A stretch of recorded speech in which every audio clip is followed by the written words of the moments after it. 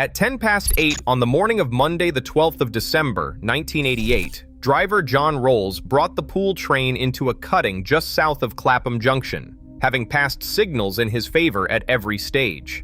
Ahead of him, stopped dead on the same line, stood the Basingstoke train, its driver out of the cab at a telephone beside the track, reporting a signal that had turned red in his face. 35 people died in that cutting, and driver Rolls was one of them. The signal he had just passed was new, and it was working exactly as it had been left. It could not turn red. A railway does not ask a driver to see danger and stop in time, because at speed, on steel, he cannot. So the line is cut into sections. Each section is guarded by a signal, and no train may enter until the train ahead has cleared not only that section but a further margin beyond it, known as the overlap. The signal in the cutting, WF138, was a 4-aspect signal, 4 lamps in a column running top to bottom, yellow, green, yellow, red. Green tells a driver the road ahead is clear. Double yellow is preliminary caution. A single yellow means caution, be ready to stop at the next one. Red means stop, and under the rulebook, a driver is compelled to stop at it. The first 3 are called proceed aspects, which is the railway's way of saying permission. All of it rests on a single idea, and Hidden sets it out plainly. If something in the system breaks, the brake must fall on the right side of safety. A lamp fails, a relay drops out, the signal goes to red, and the worst thing that happens is that trains stop when they did not need to. Railway engineers call that a right side failure, and it is the whole philosophy of the trade. A signal that fails the other way is, in Hidden's words, utter anathema to the railway signaling engineer. Such a signal has not merely failed in its duty as a sentry, it is, he wrote, inviting that second train onto the track.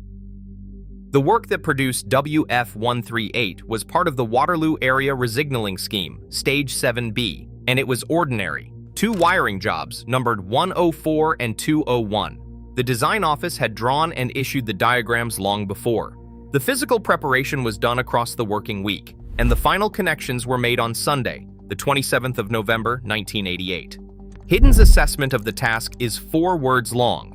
Nothing new in concept. It should have presented no problems to the men who installed it or to the men who tested it. 15 days later, on a Monday morning, close to 1,500 people were riding the Poole and Basingstoke trains into London. One of them was a man named Staton, sitting in the 3rd carriage of the Poole train, and we know that only because of what he was asked about afterwards. None of them had any way of checking the thing that was keeping them apart, and none of them had any reason to want to. That is the arrangement a railway offers, and it is the reason the whole system is built to fail towards red. To understand what was left in that relay room, you need 1 circuit and 2 names. Under the old arrangement, a wire ran from a relay called TRRDM to a fuse. Under the new arrangement, that connection was to take a different path, out from TRRDM, across to a second relay called TRRDL, and on from there to the fuse. New wires had been prepared during the week to make the new path. So the job had 2 halves. Connect the new wires, then remove the old one, which meant disconnecting it at both ends, at the relay and at the fuse. At the fuse end, no disconnection was made at all. At the relay end, the old wire was disconnected, but it was not cut back as it should have been, and, in Hidden's words, nor was it secured out of the way of its previous contact. It was pushed away to one side, and that, the report finds, left it long enough and close enough to its previous contact for it to be physically possible for it to return to its old position if the wrong circumstances arose. The man who did that work was a technician named Hemingway. Hidden's assessment of the task itself is worth hearing before anybody reaches for a verdict about him. To a competent technician with an accurate set of drawings, he wrote, "The work on those 2 jobs should have been simplicity itself and have been carried out with total safety in under half an hour. This was not a difficult job. It was a half-hour job, and it was done on a Sunday by a man who should not have been at work at all." In the 3 months before the accident, Hidden found he had had 1 sole day off in the entire 13 weeks. Read that again slowly, because the number that matters is not 13, it is 1. And he was not unusual. The investigation took sample figures for the same 13 weeks and found that 28% of the workforce had worked 7 days every week, and another 34% had worked 13 days out of every 14. Nearly a third of those men had not had a day off at all, Another third had been getting 1 day a fortnight. Hidden's finding on this is not hedged. He called it totally unacceptable and conducive to the staleness and lack of concentration which the evidence had shown him. Then he added the part that moves the weight off one tired man and puts it where it belongs. The practice had been going on for years in British Rail, and it was well known to management. Somebody senior had already noticed that the standard of work on this project was slipping. We will come back to what he did about it. For the next 2 weeks, nothing happened at all. Trains ran over that section and the signal behaved. Then, on Sunday the 11th of December, the day before the accident, Hemingway was back in that relay room. A different assistant, a different job, nothing to do with the work he had done a fortnight before. He was changing over a relay called TRRDN, and TRRDN sat immediately to the left of TRRDM on the racking. Changing a relay takes physical effort. In the course of it, hidden records, the positions of the wires to TRRDM were disturbed, and among them the old wire. That was all it needed. Freed from where it had been pushed, it moved back into its old position. Bare metal found the terminal that had been its home, and current could flow again from the relay to the fuse and onto signal WF138. The report has a word for what it had become: a rogue wire. The consequence is set out in a single sentence that is worth understanding before the next section. From that moment, even when the wheels of a train shorted out the track circuit and should have turned WF138 to red, no change would happen. The signal would continue to show a proceed aspect. The man who left the wire was the man who woke it up. He had no idea he had done either. Monday, the 12th of December, began normally in the cutting. Train after train came through and the signal showed them green, and every one of those greens was a lie. Driver McClymont was bringing the Basingstoke train up towards Clapham Junction when WF138 changed in front of him. It went to red as he was on top of it, too late to stop, and he ran past it. The rulebook is exact about what happens next. A driver who inadvertently passes a signal at danger must stop immediately and must not proceed until the signalman authorizes it. McClymont stopped at the next signal, WF47, climbed down, and walked to the signal post telephone to report himself. His train stood on the line behind him while he did it. Behind McClymont, driver Rolls was working the 30th train to run along that stretch of track that morning. Between Wimbledon and Earlsfield, he was doing about 60 miles an hour, which was a perfectly proper speed for that section. Past Earlsfield, he brought it down to about 50. He came round into the cutting, and the Basingstoke train was standing there, in Hidden's words, within a distance in which the pool train could not possibly be stopped. Rolls put the brakes into emergency. A passenger in the third carriage, Mr. Staton, gave the investigation one word for what that felt like. He described it as violent. The court accepted an impact speed of about 35 miles an hour. The front of the pool train went into the back of the Basingstoke train, and then it veered right, across into the path of an empty train coming the other way out of London. That train was the 8:03 empty coaching stock to Haslemere, driven by driver Alston, with the guard, Mr. Richard Baker, riding up in the cab beside him because there were no passengers to look after. It had gone through Clapham Junction at 50 miles an hour on all greens. Almost 1,500 people were on the 2 London-bound trains. Many of them were trapped inside the wreckage and underneath it, and the rescuers who came into that cutting had to work knowing that shifting one piece of it might kill somebody still pinned under another. The rear coach of the Basingstoke train had been thrown clean above the concrete retaining wall and onto the embankment, where it came to rest on its near side at an extreme angle with its offside doors open to the sky. The first call to the London Fire Brigade came at 13 minutes past 8 from a member of the public, and Hidden noted that the message was clear and precise. The first appliance was there within 4 minutes. Temporary Station Officer Mills came over the railway bridge at Spencer Park, looked down into the cutting, and immediately asked for the number of pumps attending to be raised to 8. The first ambulance arrived at 21 minutes past 8. By 26 minutes past, there were 2, and by 36 minutes past, 12 had been dispatched. Before any of that, there was a schoolmaster. Mr. George Cannon was in the staff room at a manual school when he heard what he described to the investigation as a tremendous bang. He ran out of the building and down to the bridge, put himself over the parapet, worked his way down the side of the embankment, and climbed into the third carriage of the pool train. That was the coach with the large luggage cage. The passengers in it had serious injuries, some of them were trapped in the wreckage, and he stayed in there working on them until the rescue services reached him. The third carriage of the pool train is where Mr. Staton had been sitting when the brakes went in.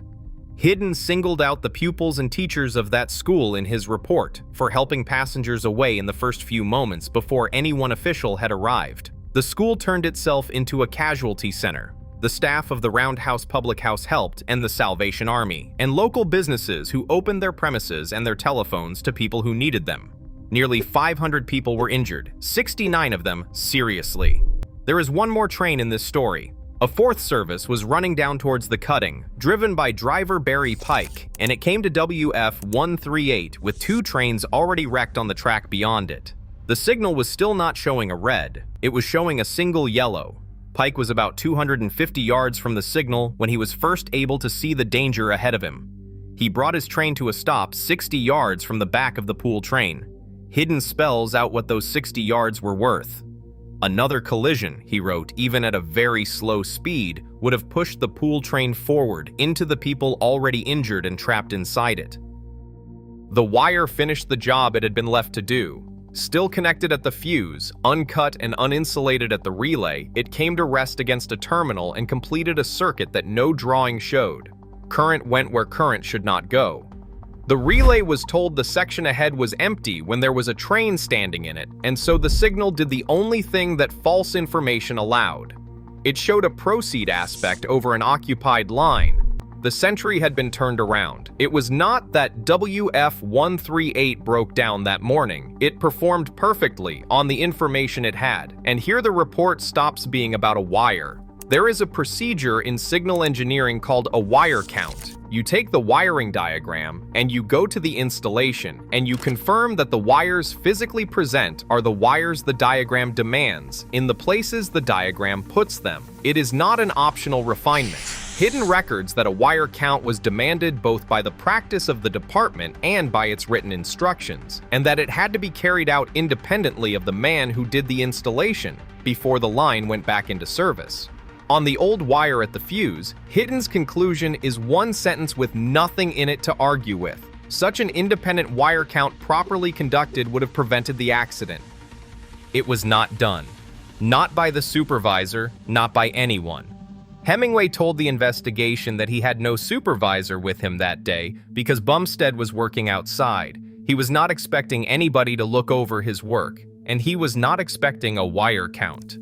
Then he said the thing that turns a mistake into a system. In his experience on the changeovers he did, nobody ever did a visual check of his work. Nobody ever counted the wires after him.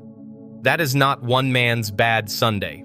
That is a check written into the rules of the department, which had quietly stopped happening, on a job where it was the last thing standing between a folded wire and a cutting full of people, and somebody had seen the standard slipping. A manager named Lippett had noticed levels of poor workmanship and hidden records exactly why he left it alone. He did not want to rock the boat by intervening at an early stage. He was an outsider put in charge of a workforce that had worked closely together for years, and he had to reach them through Bumstead, whose morale was already low. That is the same failure as the wire, one floor up. Something that should have been checked and was not, because checking it would have been awkward. Hidden is careful about Hemingway, and the care is worth repeating exactly. In the welter of criticism justifiably laid at his door, the report says, he never for one moment sought to evade responsibility. Not one word of excuse came from him. What came instead was complete acceptance. Hidden did not accept it. His finding is that the errors were so uncharacteristic, so much a contradiction of the man's methodical working life, that there had to be a further cause. He found the cause in the hours. The constant weekend work on top of the working week had blunted, in his words, his working edge, his freshness, and his concentration. Then he quotes British Rail's own counsel, saying it to Hemingway directly. The blame for that does not lie with you, it lies with British Rail.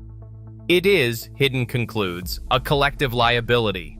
And when he turns to the men who should have been monitoring the work, the name at the head of that list is not Hemingway's.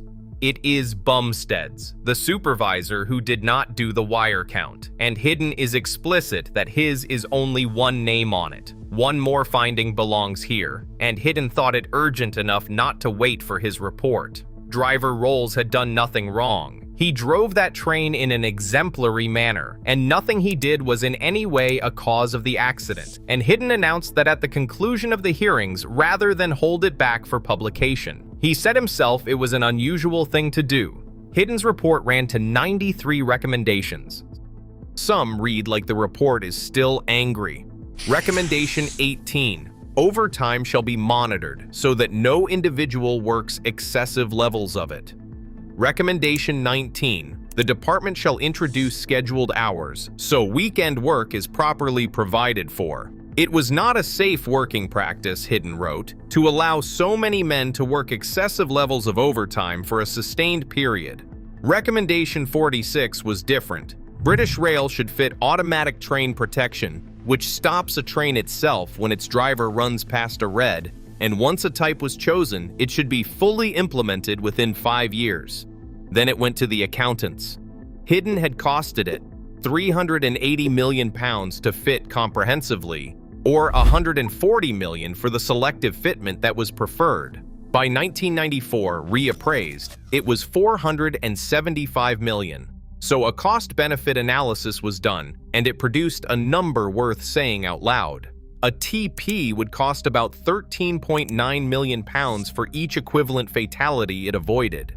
The joint inquiry that examined this later is careful about those numbers. It records that the health and safety executive revised them downwards and that the detailed figures remain somewhat controversial. The outcome did not change. That is the price of a life, written down in a document by people doing their jobs properly.